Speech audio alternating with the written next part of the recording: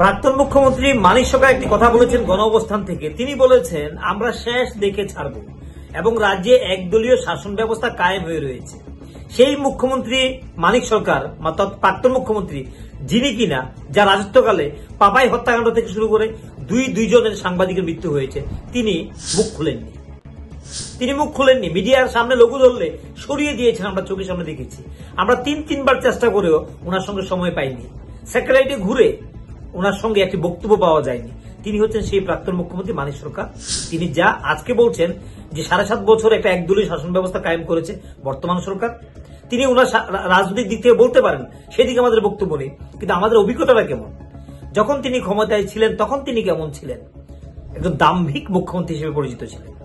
একটা আলোচনায় ছিল যে দাম্ভিক মুখ্যমন্ত্রী, গরিব মুখ্যমন্ত্রী, এবং সেই গরিব মুখ্যমন্ত্রী নিয়ে কি বক্তব্য রয়েছে, পরবর্তীতে কি খোলাসা হয়েছে, এটা সবাই জানে। কিন্তু কতটা দাম্ভিক ছিলেন, ইনসোলেন্ট যাকে বলা হয়, কতটা ইনসোলেন্ট তিনি ছিলেন, দাম্ভিক ছিলেন, সেটা এই রাজ্যে মানুষ দেখেছে।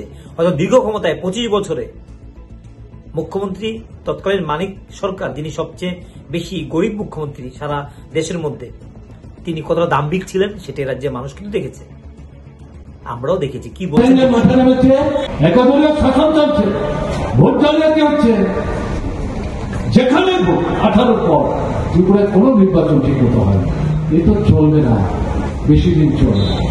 তাই এদেরকে বলবো, সংবিধান যাতে ফিরে আসে।